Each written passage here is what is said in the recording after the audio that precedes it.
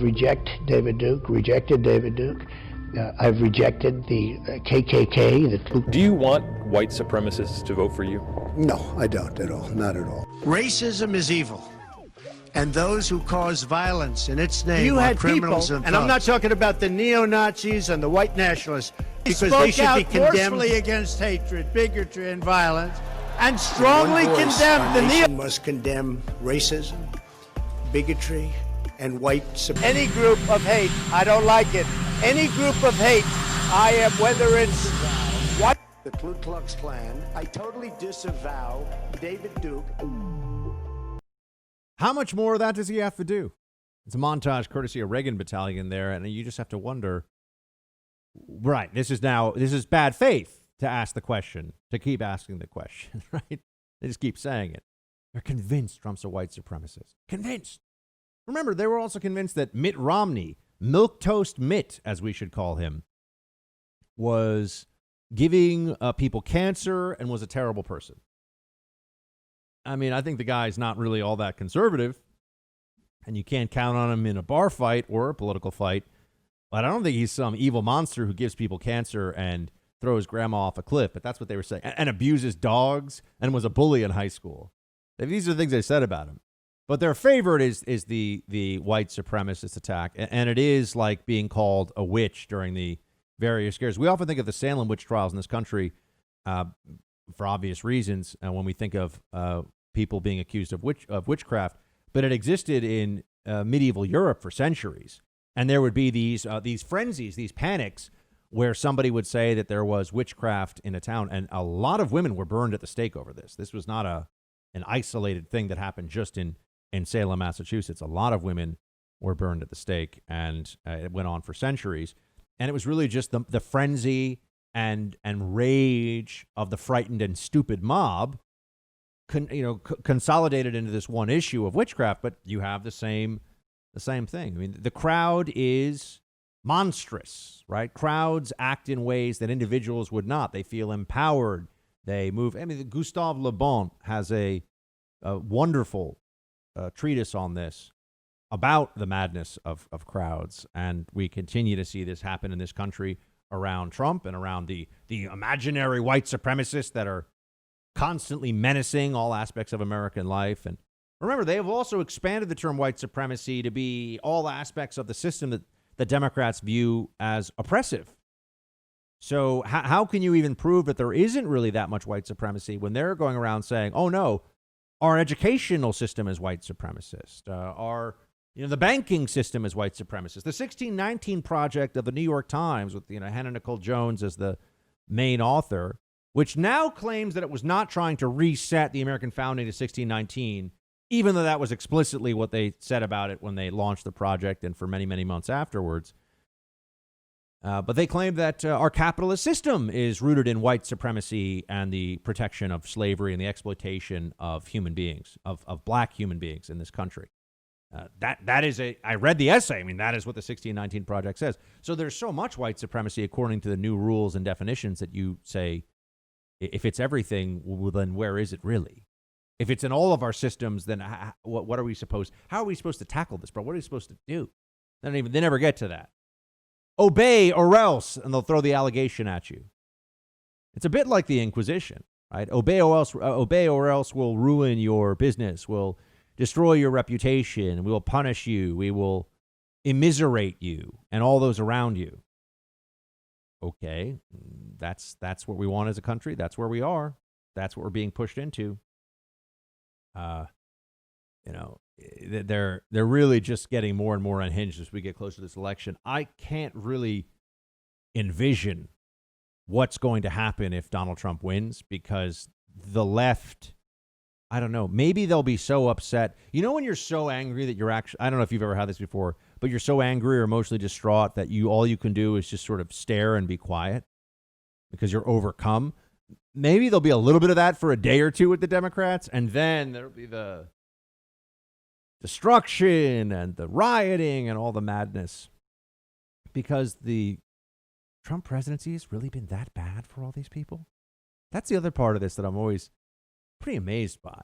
I'll talk to Democrats. I've got Democrat friends still, and I'll talk to Democrats, and they'll say, how horrible everything is with Trump. And I'll say, what is it that he's done that has really made things worse for you? What is it the president has said, or I'm sorry, forget about said, because they'll have a lot of things they'll say about that. What action has been taken that has really harmed people in this country in a way that is worthy of this level of upset from the libs?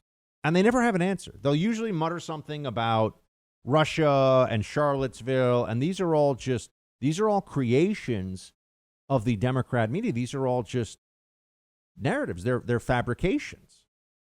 There's nothing there. What is the action?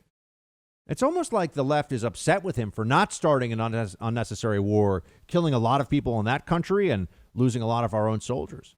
It's almost like the left is upset at him for not dictating more to businesses, taking more money from them, putting more or onerous regulations on them.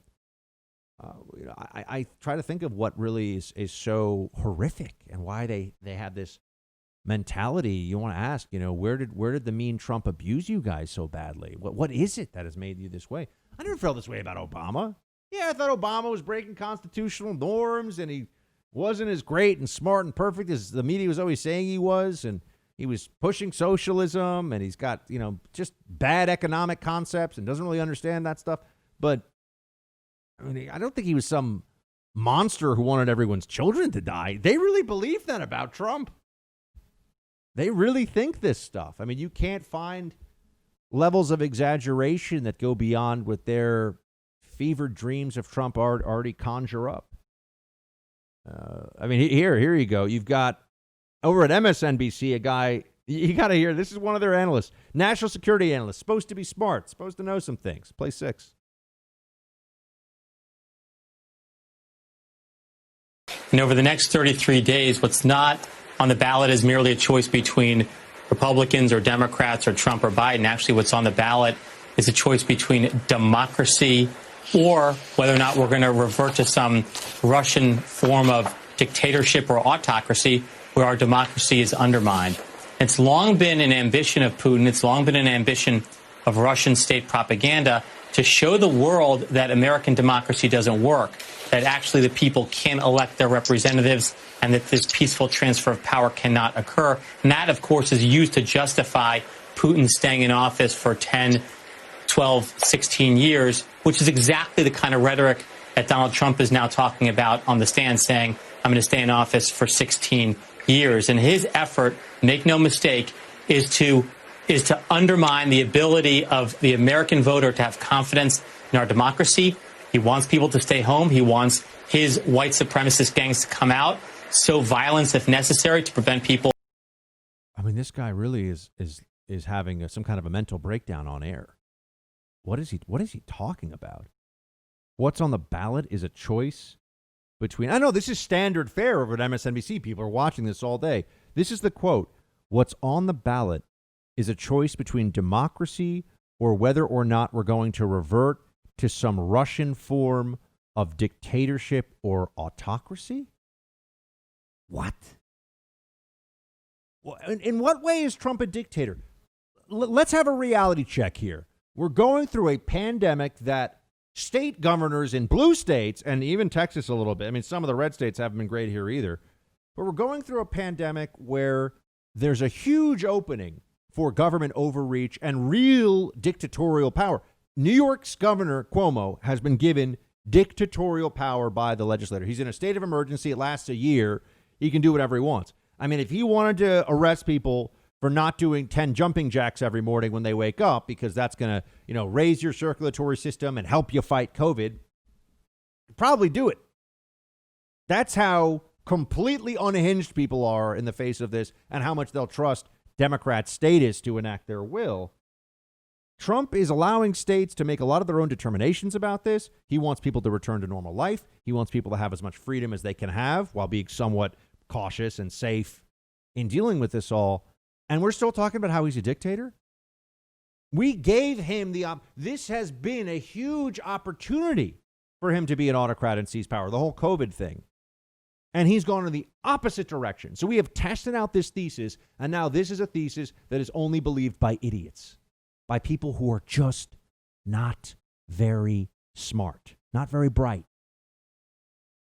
They've had a lot of instruction, but it has not translated in their minds into both knowledge and wisdom, which results in good judgment.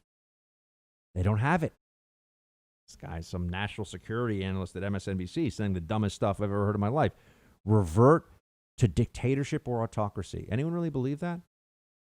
Do any of you think for 1 second if the president refused to leave office, if he really did lose the election, that Republicans would not say, okay, this is too much. We don't, we got to. No, of course not. Right? Of course we wouldn't allow the president to stay in office if he lost the election. Because we actually believe in the system.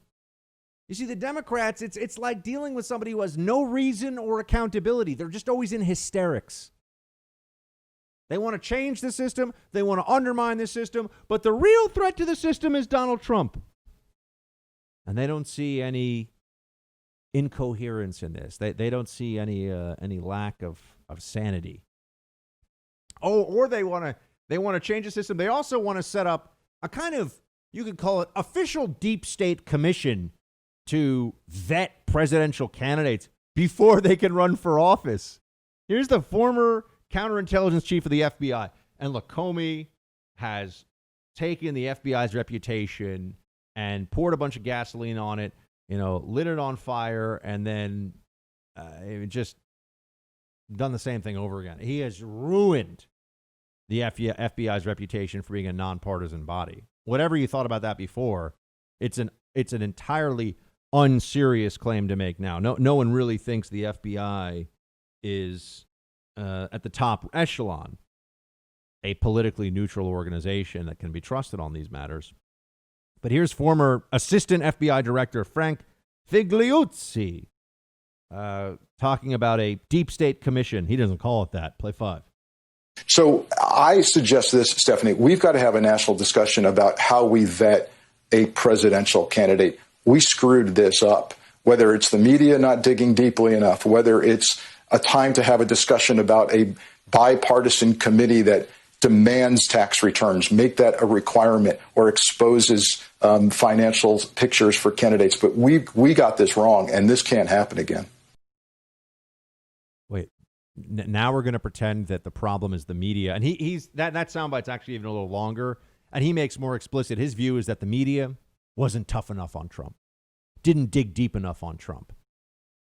Not only was the media psychotically opposed to Donald Trump, and still is in this upcoming weeks away election, but they created lies to try to destroy him. If that's not tough enough, what is for this guy? They destroyed their integrity. They eliminated any doubt about their partisan bias for a person who's intelligent enough to see things for what they are. And he's saying that the problem is that they didn't vet the president enough.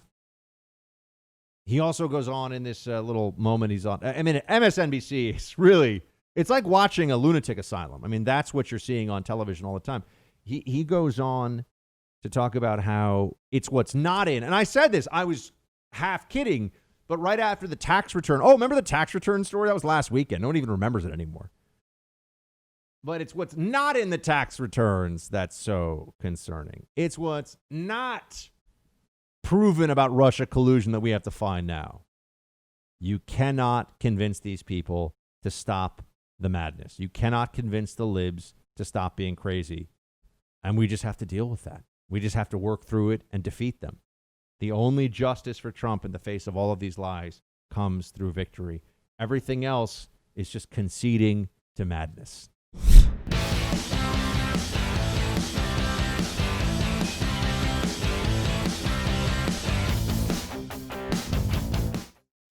Anyone who tapes a person who trusts them and tries to use what is believed to be a private conversation between two friends, two confidants, two colleagues for leverage later on or for publicity later on is scum.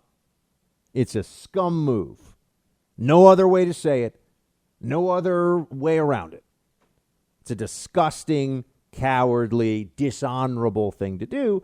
And someone did it to the First Lady. Not a surprise. Someone who worked on her staff this atrocity known as Ms. Winston Wilkoff. What's her first name? Who cares? But it's gross. Stephanie Winston Wolkoff. Ugh.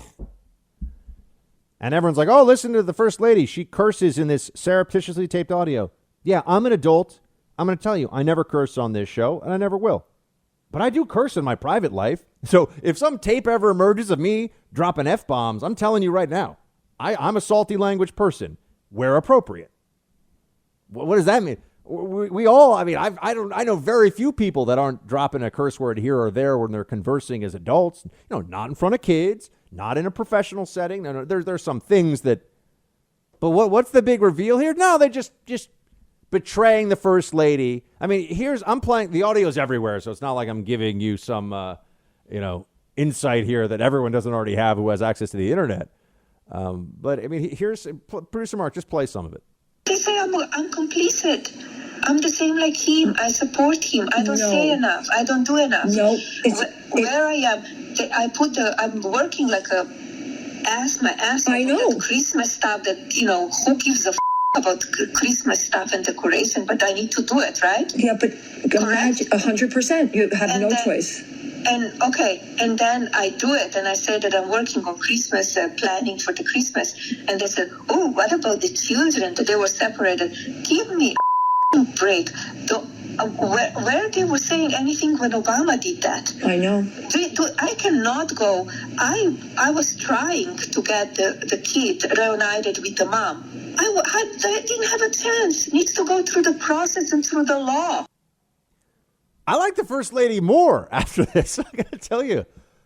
First of all, yeah, it's probably annoying to be the First Lady and be in charge of all the White House Christmas stuff. Like, she's not an interior decorator. She doesn't care. Can somebody else do that stuff? But, she's expected to as the First Lady because of tradition. Okay, she's doing her job and she doesn't complain about it publicly. But this is to a confidant who's betrayed her because the confidant is scum. And then you talk about the kids. She's like, they weren't complaining under Obama, which is true. They weren't complaining about this under Obama. And she's like, look, I'm trying. Everyone's, she's under a lot of heat.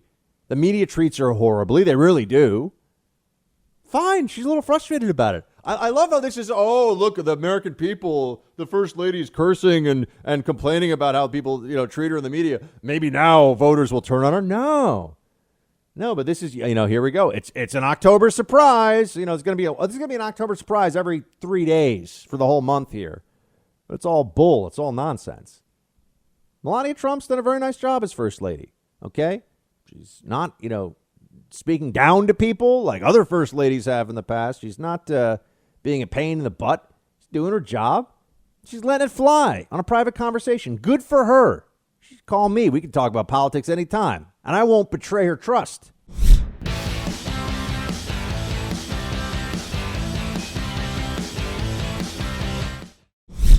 It's time for roll call.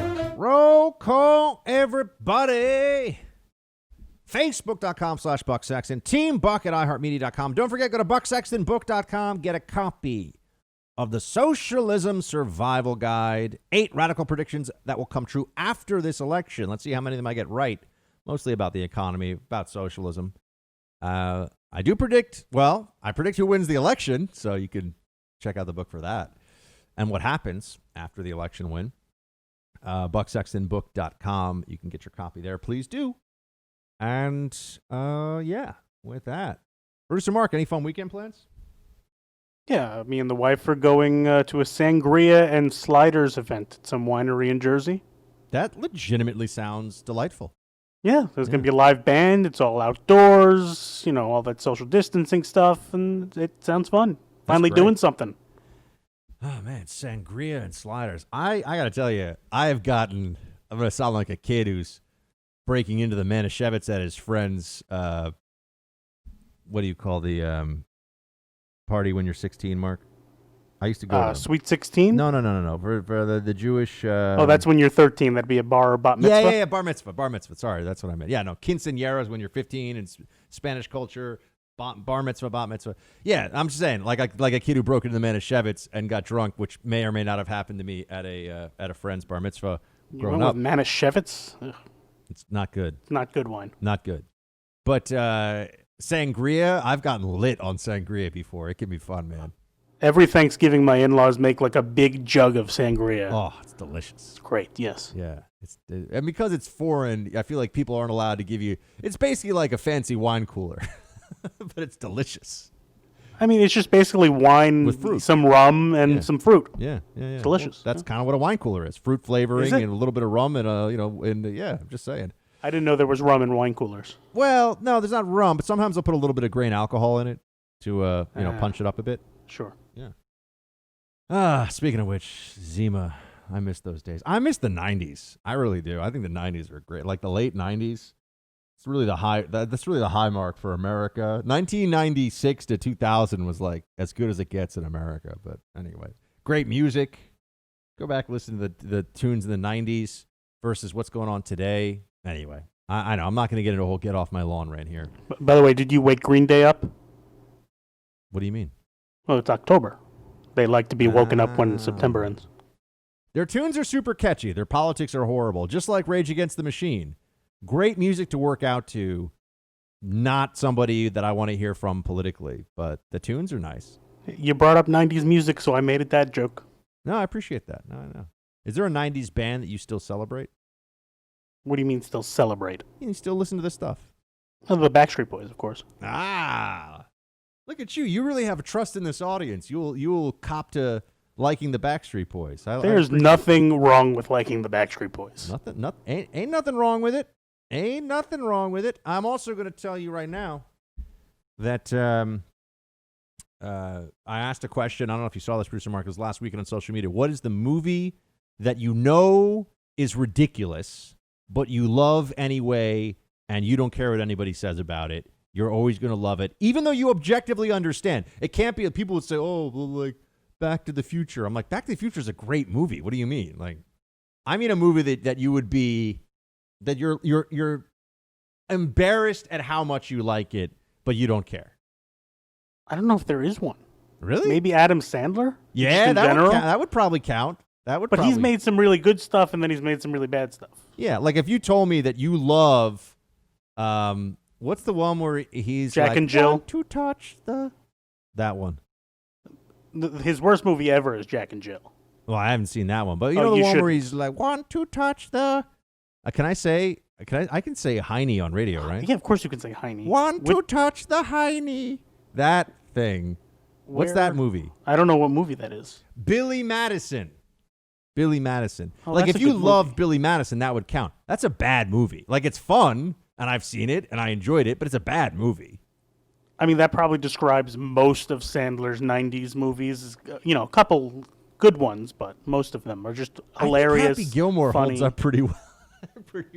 Yeah, but is it a good movie, technically? It's like not. I don't think it's a totally silly. Like the movies that I had in mind, I love the Masters of the Universe movie with Dolph Lundgren, where he plays He-Man, which is just bonkers. It's like an acid trip. It doesn't make. All of a sudden, there's in like some suburban town, there's like monsters and He-Man, and there's spaceships. It's crazy. It's crazy.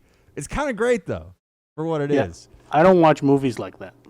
Well, maybe you should expand your horizons a little bit. Big Trouble in Little China, definitely in this category, because it's just the whole movie. Nothing makes any sense, but it's great. I love it. Anyway, I prefer watching movies that I like, number one, and that are good, number two. You've never seen Big Trouble in Little China? No, what is that? Oh my gosh, I have so much to teach. I really do. Oh, you know what actually comes to mind? The scary movies. That would count. If you love scary movie, that movie is absurd. I mean, I don't love them, but they're absurd. All right, that's worth a shot. I like them. The other like big entries. I'm trying to think of the ones that kept coming up for people. The Flash Gordon series with Queen doing the soundtrack. That's definitely up there. The movie Labyrinth with David Bowie. That definitely is in the category. Some said The Rock, but I think The Rock is just a badass movie. I don't think I. You've seen Ted, right? Oh, with the little bear? Little bear. There were a few scenes in that movie where I am embarrassed about how hard I laughed, actually, even in retrospect. I loved both of them so much. I'm not embarrassed to admit it. I love them. I will just say the checkout scene from the grocery store in the first one. And it's not for kids. This is not a movie for the children. But the checkout scene, I was that, I don't know what it was. That just sometimes something just really gets you. It's so gross and so over the top that I found it really funny. All right. Let's roll call it up. TJ, Buck, I'm sure Trump's positive COVID is the only thing that will be talked about. Personally, I don't think it means much, assuming that he has a speedy recovery. In my opinion, the biggest implication is if it will push their next debate back at all. The good thing is that Trump has the next 2 weeks to do nothing but debate prep. Whether that debate is held in person or virtually is still up in the air. However, if I were Trump, I would just accept the new mic cutoff rule, and during the debate when he gets cut off, just visibly pull out his phone and start live tweeting. The moderator may ask what he's doing at some point. He can simply reply, hey, if you're going to silence me, I'll just go around you. I think, I like where your head's at on this one. I don't think you should live tweet during the debate. Some people might find that a bit disrespectful, but I also agree with you. I think that the president's going to, and it'll be quite a change, I think, in a lot of people's perception of this. President's 72 years old, 73 years old, and he is, what's the word? I don't think his weight would be considered a major risk for what they're talking about. They say, weight being a risk factor for COVID, but he's, look, the guy likes a good cheeseburger. I know, so do I. I don't know what else to say. But I think if he gets through this pretty quickly and without too much, 74 actually. Wow, he's 74. Then I think that he will remind a lot of folks that we don't have to live in fear of this.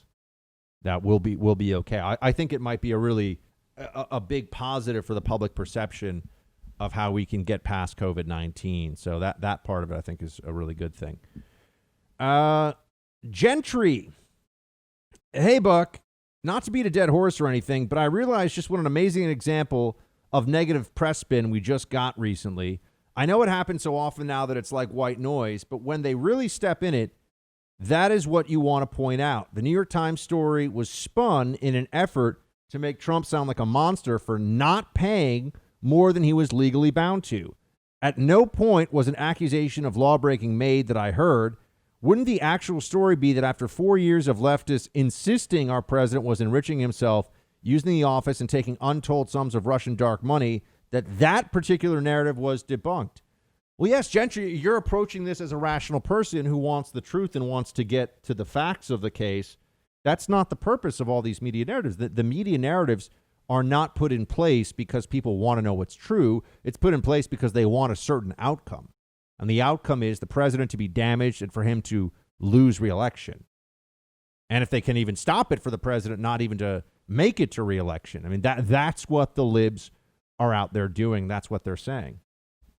Zach writes, Buck, how do we get President Trump to calm down at this next debate and show how he can be professional and make his point?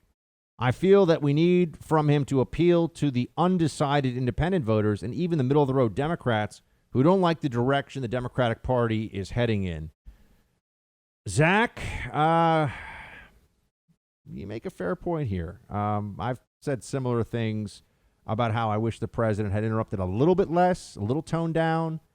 But I also understand that it's not going to be perfect. And, Trump's going to be Trump, folks. This is just who he is.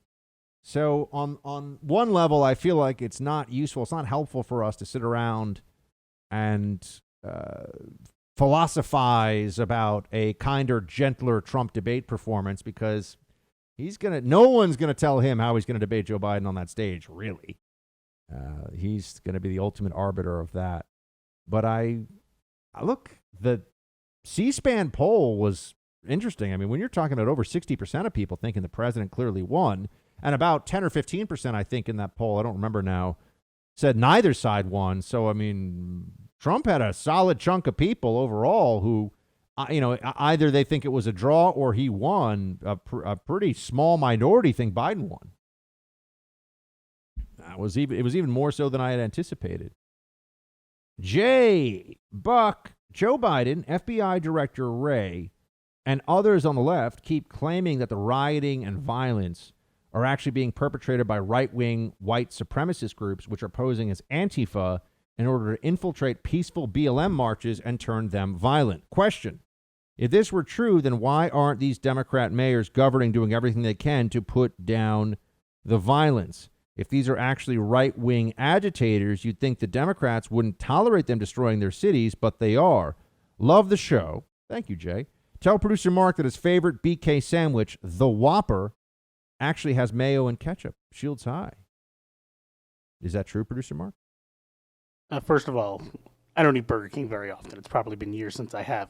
Second of all, I'm a pro at hating mayonnaise. I ask for no mayo on anything, even if there isn't even a chance that mayonnaise would be put on that sandwich. Huh. What is your favorite fast food chain?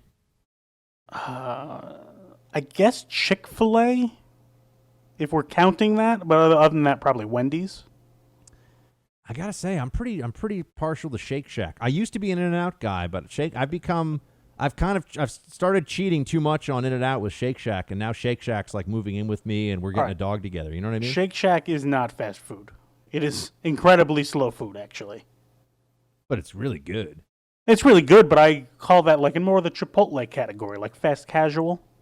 Yeah, I don't know.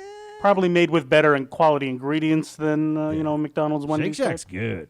It's good. I'm not saying it. I actually not my favorite burger. Five Guys in that category would be my favorite burger. I will say that there was a Five Guys in D.C. that in my reckless youth in my 20s, when I was but a single buck working at the CIA and chasing ladies all weekend, I would get absolutely ripped sometimes, and then wake up Sunday with a vicious hangover. And I don't know what it is they put in those Five Guys burgers and fries, but when you had a bad hangover, it was like food of the gods. Yeah. So greasy, so bad for you, but so delicious. Yeah, it was pretty damn good.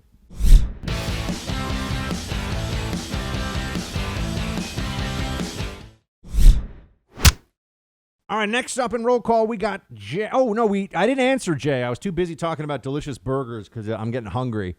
But Jay's point is very good, which is that if it were, in fact, right-wingers destroying the cities and doing all the violence we've seen in these riots, which is a completely absurd, a wildly absurd claim. But if it were right-wingers, then what would be the compunction? I use that word a fair amount. There's probably hesitation is probably a better word, or at least a word people might appreciate more.